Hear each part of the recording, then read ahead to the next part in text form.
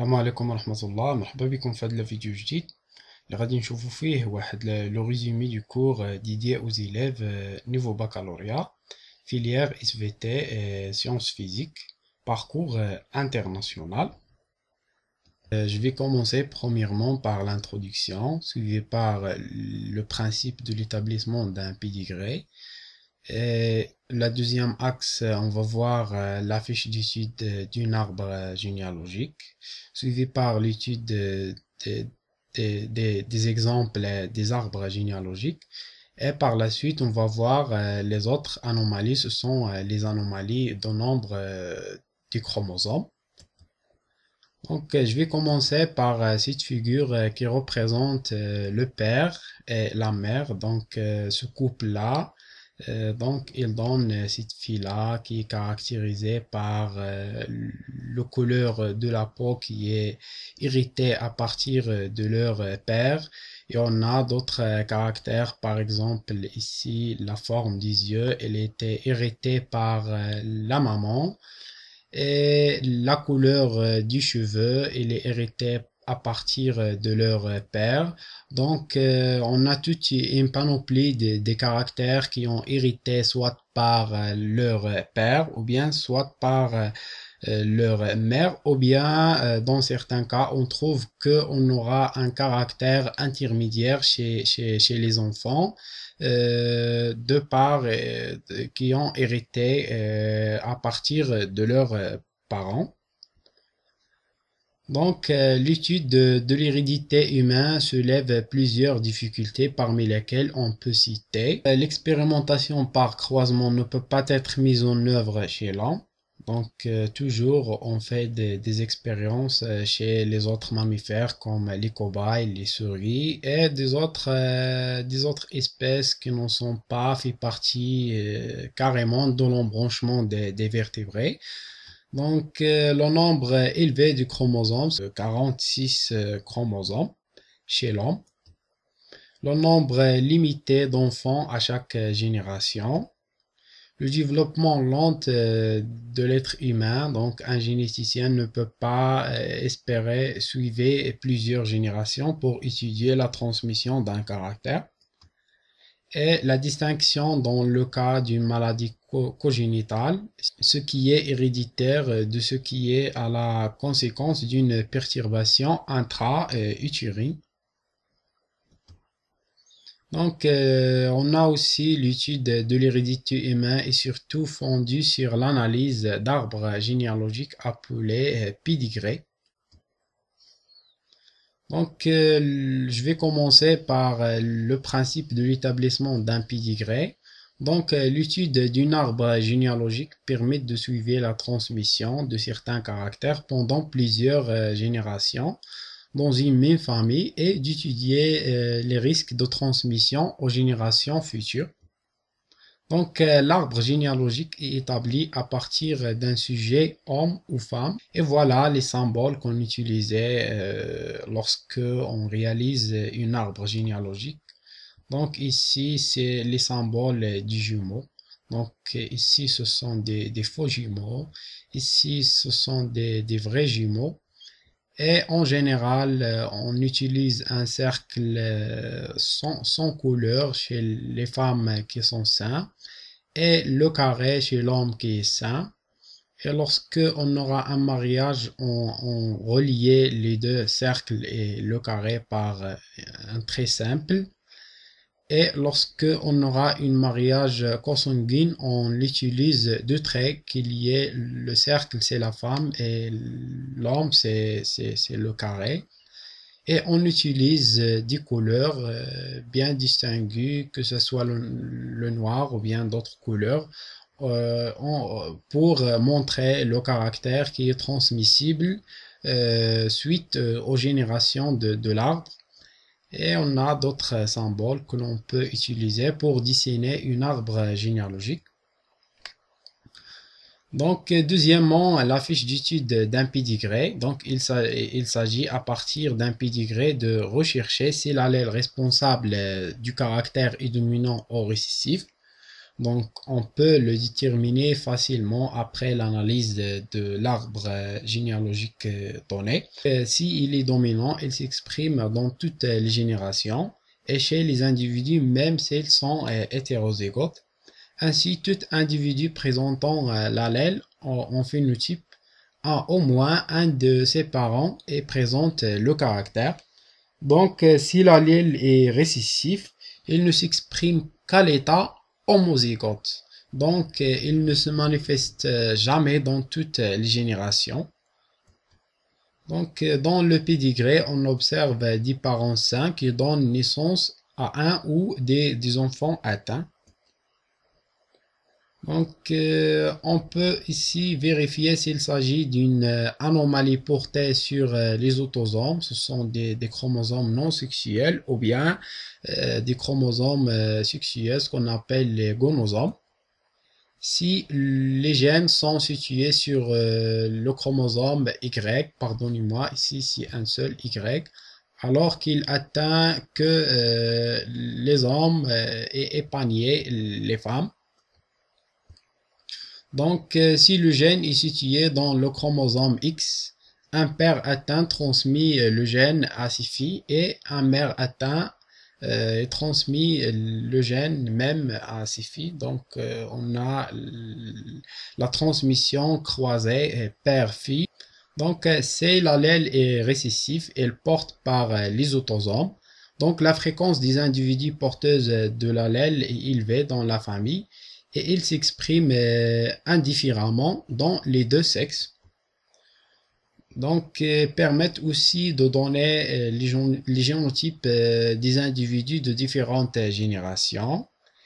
Et à partir de la fiche d'étude d'un pédigré, on peut aussi calculer les fréquences théoriques des maladies et du sujet non atteint dans la descendante. Et on va voir maintenant l'axe numéro 3, c'est l'étude d'arbres généalogiques. Je vais commencer par le cas de l'hérédité autosomale, c'est-à-dire que lorsque on a un caractère ou bien une maladie qui est liée au chromosome non sexuel. Et l'exemple numéro 1, c'est la transmission de l'albinisme. Donc, l'albinisme est dû à une synthèse défectueuse de l'amylanocyte de la peau, du pigment appelé mélanine. Donc, cette synthèse est bloquée par l'absence d'un enzyme. Donc, chez l'homme, le sujet atteint est totalement dépigmenté. Sa peau est d'un blanc laiteux, de même que ses cheveux, ses cils et ses sourcils. Donc, le pédigré suivant montre la transmission de l'albinisme dans la famille. Donc, comme vous voyez ici que cette figure, elle représente l'arbre généalogique de la transmission de l'albinisme. Et on a représenté ici 3 générations, génération 1, 2 et 3. Donc, première question, l'allèle responsable de l'albinisme est-il dominant ou bien récessif? Justifiez votre réponse. L'allèle est-il porté par des chromosomes autosomes ou bien des gonosomes? Argumentez votre réponse. Pour la question C, déterminer le génotype de certains individus de cette famille. Donc, la réponse... Donc pour A, donc les parents 2, 3 et 2, 4 sont sains, mais ils sont engendrés deux enfants qui sont malades, 3, 1 et 3, 3.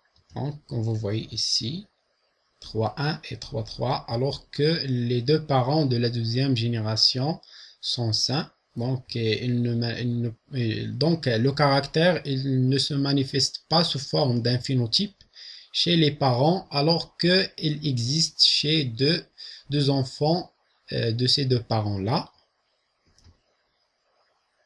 Donc, ce qui est montré que l'allèle existait chez les parents, mais elle est cachée. Donc, on appelle des porteurs ou bien des porteuses sains par l'allèle normal qui est dominant. Donc, l'allèle responsable de l'albinisme est un allèle récessif. Donc, parmi les arguments aussi que l'allèle responsable de l'albinisme est-il récessif, parce qu'il ne se manifeste pas chez toutes les générations de l'arbre.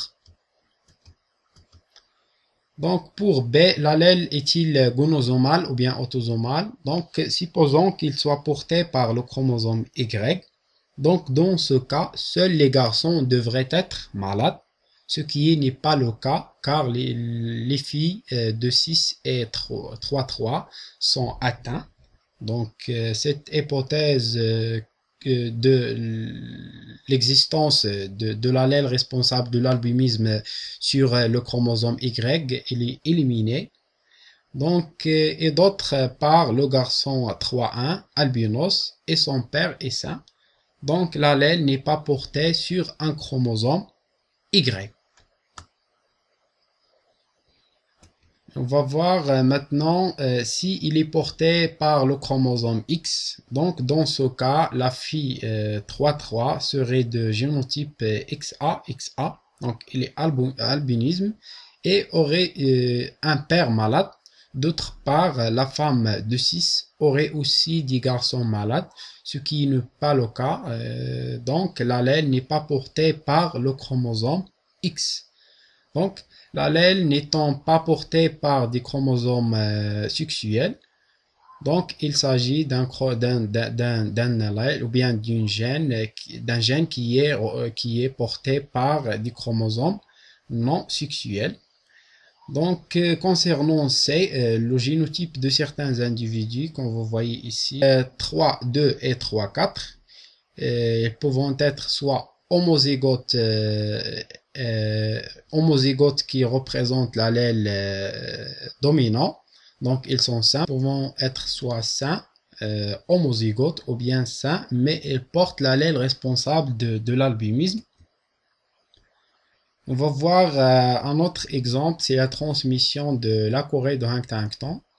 Donc, la Corée de Huntington est une affection de système nerveux qui apparaît tardivement, 35 ans. Il provoque des mouvements involontaires de la face puis des muscles du corps, ainsi qu'un déficit cérébral pouvant mener à la démence. Donc, elle est due à une dégénérescence progressive du neuron du cortex cérébral. Donc, le pédigré suivant montre la transmission de la Corée de Huntington. Donc, trouver si l'allèle est dominant ou bien récessif, s'il est autosomal ou bien gonosomal, donner le génotype de certains individus de cette famille. Donc, voilà l'arbre généalogique de la transmission de Corée de Huntington. Donc, comme vous voyez ici, qu'on a 4 générations. Et parmi les propriétés de cet arbre, c'est que le caractère, il se manifeste chez les filles et les garçons. Et aussi, il existe dans toutes les générations, sauf la génération numéro 4. Donc, on va voir s'il s'agit d'un allèle qui est récessif ou bien dominant. Donc, la maladie apparaît dans toutes les générations. Donc, tous les enfants malades ont au moins un parent qui est malade. Donc, les couples apparemment sains n'ont pas d'enfants malades. Donc, l'allèle responsable de la Corée de Huntington serait dominant par rapport à l'allèle normal qui est récessif. Donc, l'allèle de la Corée est noté grand C et l'allèle normal est noté petit n. Supposons que l'allèle soit porté par le chromosome Y. Donc, dans ce cas, seuls les garçons devraient être malades. Et ce n'est pas le cas si on se base sur l'arbre généalogique. Donc, en plus, tout garçon malade devrait voir un père qui est malade et vice-versa. Donc, l'allèle n'est pas porté sur le chromosome Y. Donc, supposons qu'il soit porté par le chromosome Y. Donc, le père de la génération numéro 1 est de génotype XC, grand C, Y, et transmettrait le chromosome XC à toutes ses filles qui seraient malades, ce qui n'est pas le cas parce que la fille de 5 est saine. Donc, l'allèle n'est pas porté par le chromosome X. Et puisqu'il n'est pas porté ni sur le chromosome Y ni sur X, donc l'allèle responsable de la chorée de Huntington est alors autosomal. Dans ce pédigré, tous les individus sains dont homozygotes sont représentés par petit n, petit n. Et ici, de la représentation des génotypes, on le met entre deux parenthèses, alors que le phénotype, on le représentait entre deux guillemets. On va voir maintenant un autre exemple concernant la transmission des caractères qui ont porté sur les chromosomes non sexuels. On va voir la transmission du groupe sanguin. Donc, le système ABO ont été découverts en 1902. Donc, à la suite d'accidents notés pendant la transfusion sanguine, en effet, deux types d'antigènes ou d'agglutinogènes A et B sont susceptibles de se trouver à la surface des hématies, sont des globules rouges de l'homme. Suivant le sujet, les antigènes A et B donc pouvant être présentés isolément ou simultanément ou bien absents. Donc à ces antigènes correspondant des anticorps ou agglutines présentes dans le plasma. Donc ces groupes sont codés par un gène autosomal situé sur la paire du chromosome numéro 9. Il existe trois formes alléliques. Et on parle d'une gène polyallélique puisqu'on aura plus de deux allèles qui représentaient sous forme des versions de gènes. Donc l'allèle A elle est responsable de la synthèse de l'antigène A et l'allèle B gouverne la synthèse de l'antigène B et l'allèle O dite amorce ne gouverne aucune synthèse d'aucun antigène. Donc voilà ce tableau qui représente les caractéristiques de chacune des groupes sanguins A. Pour A, on a la représentation ou bien l'existence des antigènes A à la surface du hématie, alors que au niveau du plasma, on trouve les antigènes anti-B. Et le génotype, il est soit grand A ou bien grand A O. Et pour le groupe sanguin B, on remarque que l'antigène qui existe à la surface des hématies, cette fois, n'est pas A, mais c'est B. Alors que l'antigène qui existe au niveau du plasma, c'est anti-A, sont des anti-A. Et le génotype, il peut être BB ou bien BO. Et pour le groupe AB, on remarque ici que les hématies ils représentent deux types d'antigènes A et B, mais le plasma il n'existe aucun anticorps ni anti-A ni anti-B et le génotype c'est AB. Et pour le groupe sanguin O, on remarque ici que les hématies ils sont nus, ils n'ont aucun récepteur membranaire ici, ni A ni B. Alors que le plasma il est riche en anticorps anti-B et anti-A et le génotype ici c'est OO. Donc si l'on perfuse à une personne du sang contenant des antigènes qu'il ne possède pas, on déclenche une réaction de défense et les globules rouges du donneur sont immédiatement agglutinés, c'est-à-dire qu'on aura une réaction de défense puisque le sang qui est transfusé il est considéré comme étranger ou bien du non-soi vis-à-vis l'organisme qui reçoit le sang. Donc la transfusion non seulement n'est pas bénéfique dans ce cas, mais provoque du trouble grave. Pour éviter ce trouble, il faut généralement respecter les règles de compatibilité. Et comme vous voyez ici, cette figure, elle représente les situations où on a une possibilité de transfuser le sang.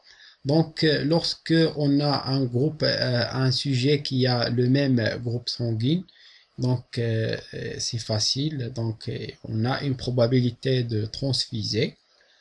Et pour les groupes les individus qui ont un groupe O, Donc, ce sont des donneurs universels. Donc, il peut donner le sang à n'importe quel sujet et à n'importe quel groupe sanguin.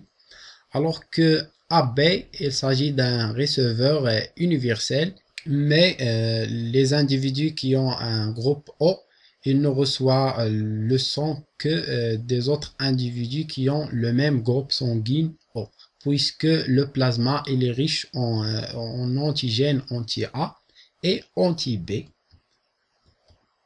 Donc, on va voir un exercice. Donc, un couple a quatre enfants, respectivement de phénotype O, AB, AO, AB, A et B. Quels sont les génotypes du parent et ceux des enfants? Donc, le père peut-il en conclure que l'un de ses enfants n'est pas de lui?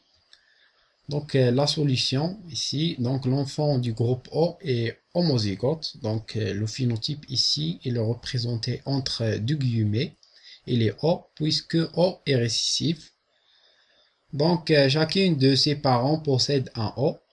L'enfant du groupe AB est hétérozygote, donc le phénotype ici il est représenté sous forme AB, puisque les deux allèles sont codominants. Donc l'un de ses parents est porteur de l'allèle A et l'autre il porte l'allèle B. Donc leurs génotypes sont alors AO et BO. L'enfant du groupe A a pour génotype AO et l'enfant du groupe B il a un génotype BO. Donc le père ne peut pas dire que l'un de ses enfants n'est pas de lui. On passe maintenant au facteur Rhesus. Il s'agit d'un autre système d'antigènes de surface des hématies qui a été découvert par Landersteiner et ses collaborateurs. Donc, il s'agit d'un système Rhesus. Dans ce système, on a deux groupes, soit le groupe Rhesus plus et noté RH plus, sont des individus qui portent d'antigènes Rhesus, que vous voyez ici dans la figure. On a l'existence de récepteurs RH+, ou bien le groupe RH-, c'est le groupe Rhesus-, sont des individus qui n'en portent pas d'antigène Rhesus. Donc l'allèle RH est dominant sur l'allèle RH-. Donc, les individus Rhesus- ne possèdent pas a priori des anticorps anti-Rhesus, mais dès qu'ils reçoivent le sang RH+, leur organisme fabriquant des anticorps anti-Rhesus qui vont agglutiner les hématies lors des prochaines transfusions du sang RH+. Ici, une autre remarque ici, c'est lorsque une femme RH-, tombée enceinte d'un enfant RH+, donc cette première grossesse ne se déroule normalement, mais la grossesse suivante, donc après, pouvant être perturbée à cause des anticorps anti-Rhesus fabriqués par l'organisme maternel. Donc, une transfusion sanguine doit tenir compte de la compatibilité dans les deux systèmes du groupe sanguin. Donc voilà cette figure qui représente ici un couple avec un mâle de Rhesus positif et la femelle est-il une femme avec un Rhesus moins. Donc, durant la grossesse ou bien lorsque elle tombe enceinte une première fois, ça n'impose aucun problème. Mais après, c'est comme vous voyez ici, c'est que le corps de la femme, il synthétise des anticorps anti-RH+. Et donc, dans une deuxième grossesse ou bien une deuxième transfusion sanguine, on peut trouver des difficultés ou bien des problèmes de non-compatibilité entre le sang de la maman et celui de leur fœtus. On va voir maintenant la deuxième cas, c'est le cas de l'hérédité liée au sexe. Et premier exemple, c'est la transmission de l'hémophilie. Donc, l'hémophilie est une anomalie de coagulation du sang. Donc la moindre blessure peut provoquer une hémorragie grave chez le sujet hémophilie. Donc l'arbre généalogique suivant montre une famille dont certains sujets sont atteints de l'hémophilie. Démontrer si l'allèle responsable est dominant ou bien récessif de l'hémophilie. Donc le gène responsable est-il autosomal ou lié au sexe? Justifiez votre réponse par une argumentation rigoureuse. S'il y a plusieurs probabilités, retenue la plus probable. Donc voilà l'arbre généalogique de la transmission de l'hémophilie chez une famille. Donc donner les génotypes des individus de 3, de 4 et ceux de leurs enfants. Donc pour la solution, donc l'allèle responsable de l'hémophilie est récessif parce que le couple de 3 et de 4 sains et engendrant un enfant malade, de même que le couple 3, 11 et 3, 12. Donc si le gène est autosomal, la maladie serait aussi fréquente chez les garçons et que chez les filles, et toute malade serait de génotype H, et ces deux parents porteraient l'allèle et ils le transmettront à l'ensemble de ses enfants, et par conséquent l'allèle serait fréquent dans la population. Ce cas est possible mais peu probable vu que la maladie n'est pas très fréquente. Donc si l'allèle est porté par du gonosome, ce sont des chromosomes sexuels, il n'est pas porté par le chromosome Y, car l'enfant 3,9 hémophile et son père est sain. Donc l'allèle serait porté par le chromosome X, car tout homme atteint du génotype XHY n'hérite l'allèle H que de sa mère et ne transmettrait l'allèle qu'à ses filles, ce qu'on appelle l'hérédité croisée. Donc on va voir maintenant les génotypes de certains individus de cet arbre. Par exemple, 2, 3, il s'agit d'un individu qui est sain, XNY. Et pour la fille 2, 4, il est hétérozygote. Il s'agit d'une fille qui porte la maladie, mais il ne s'exprime pas, puisque l'allèle responsable de l'hémophilie est récessif. Donc on va voir un autre exemple, c'est la transmission de la fibre kystique. Donc on va le traiter sous forme d'un exercice. Donc la fibre kystique est une maladie génétique très fréquente en Europe. Donc le pédigré suivant montre la transmission de cette maladie dans une famille. Donc voilà la représentation généalogique de la transmission du caractère étudié dans 4 générations. Donc l'allèle est-il dominant ou bien récessif? Justifié. En se référant uniquement au pédigré discuté de la localisation du gène sur les chromosomes, en 1885, donc les gènes fut localisé sur la paire de chromosomes numéro 7. Donc, quel est le génotype des individus grand 1, petit 1, grand 1, 2, 2, 3 de ces individus-là?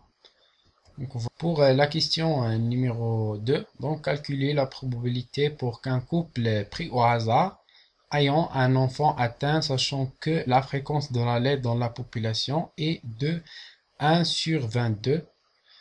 Donc si la dame 4, 3, 4, 4, 3, ici,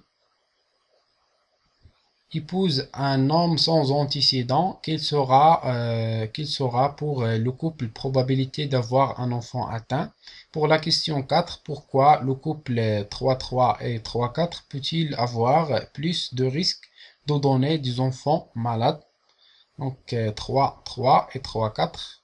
Donc pourquoi ils ont des enfants malades? On va voir la solution pour la question numéro 1. Que les individus 1, 1, 2 et 3, 3, 4 sont sains et donnant des enfants malades, donc l'allèle est récessif. S'il était porté par Y, donc le père 1-2 serait malade. Donc s'il était porté par X, donc les mâles malades auront le génotype XMY et héritant l'allèle XM de leur mère et transmettront à leur fille, ce qui est possible avec le pédigré. Donc d'après les données du pédigré, on ne peut pas situer l'allèle. Donc l'allèle est porté par les autosomes car c'est localisé au niveau du père numéro 7. Donc cette figure, elle représente les probabilités génotypiques de certains individus de cette famille-là. Et pour la question numéro 2, donc la probabilité c'est P égale 1 sur 22 fois 1 sur 22 fois 1 sur 4, soit un ensemble ou bien une probabilité de 1 sur 1936. Et pour la question numéro 3, donc la probabilité d'être hétérozygote est de 2 sur 3. La probabilité d'avoir des enfants malades, c'est P égale 2 sur 3 fois 1 sur 22. C'est la fréquence de l'apparition de la maladie chez la population, fois 1 sur 4, soit un ensemble de 1 sur 264. Donc pour la question numéro 4, on aura 1 sur 2 fois 1 sur 2 fois 1 sur 4 est équivalent à 1 sur 16 comme une probabilité ou bien la probabilité d'avoir des enfants qui ont malade chez les parents qui ont la consanguinité. Donc, il augmente la probabilité ou bien la fréquence d'avoir des enfants avec des caractères qui sont communs dans une famille. Comme ici la transmission de la fibreuse kystique chez cette famille-là. Donc, concernant l'axe numéro 4, on va voir les anomalies chromosomiques. Premièrement, anomalies liées au nombre de chromosomes. Donc, chez l'espèce humaine, l'eucaryotype comporte 46 chromosomes. Si un caryotype contient au moins un chromosome, c'est-à-dire 46 chromosomes, ou bien un chromosome de plus, pardonnez-moi, ici c'est moins, c'est pas moyen, de plus, c'est 47 chromosomes, on parle d'anomalie ou d'aberration du nombre des chromosomes. Donc, cette anomalie peut se produire au niveau des autosomes ou au niveau des gonosomes. Donc, chez les autosomes, la triosomie 21 ou syndrome de Down est une anomalie plus fréquente. Donc, l'eucaryotype montre 3 chromosomes 21 au lieu de 2. Donc, les sujets atteints ont des caractéristiques communes, taille courte et trapue, des yeux obliques vers le bas et un retard mental. Donc, certaines trisomies comme le trisomie 13 et 18 entraînent la mort de l'enfant au bout de quelques semaines. D'autres, comme la trisomie numéro 8, n'entraînent que des handicaps légers qui sont compatibles avec la vie quotidienne. Donc, ces anomalies s'expliquent par la non-disjonction du chromosome homologue pendant le processus de la méiose, ce qui entraîne la formation des gamètes anormaux, donc comportant deux chromosomes 13, 8 et 18. Après la fécondation, on se trouve avec un œuf qui comporte 3 chromosomes au lieu de 2. On va voir maintenant l'illustration chromosomique de ces aberrations chromosomiques qu'on vous voyez ici, c'est qu'on a le problème durant le processus de la méiose et après la fécondation, on aura soit un triosomie 21 ou bien un monosomie 21 ici. Et la même chose pour les aberrations du chromosome, des paires de chromosomes 18 et 8 et 13, c'est la même chose. On va voir maintenant en cas des chromosomes sexuels ou bien les gonosomes. Donc les anomalies les plus fréquentes sont des syndromes de Turner et des syndromes de Klinefelter. Donc le syndrome de Turner affecte du sujet féminin qui restant de petite taille. Elles sont stériles et les caractères sexuels secondaires ne se développant pas. Donc, le karyotype de ces sujets montre 45 chromosomes, donc 44 autosomes et un seul chromosome sexuel, X au lieu de 2. Donc, la formule chromosomique, c'est 2n égale 44 chromosomes autosomes plus un seul X, soit un ensemble de 45 chromosomes. Donc, la fréquence de cette maladie, il est d'environ 0,04%, donc il est faible. Le syndrome de Klinefelter, donc les individus masculins qui représentent à la fois des caractères sexuels secondaires masculins, grande taille, épaules larges, et féminins, hanches larges, léger développement du sein. Donc ils sont stériles avec de petites testicules et un sperme dépourvu de spermatozoïdes, ce qu'on appelle le zoospermie. Donc le karyotype de ces sujets montre 47 chromosomes avec 44 qui sont autosomes et 3 chromosomes sexuels, soit X, X, Y, Y.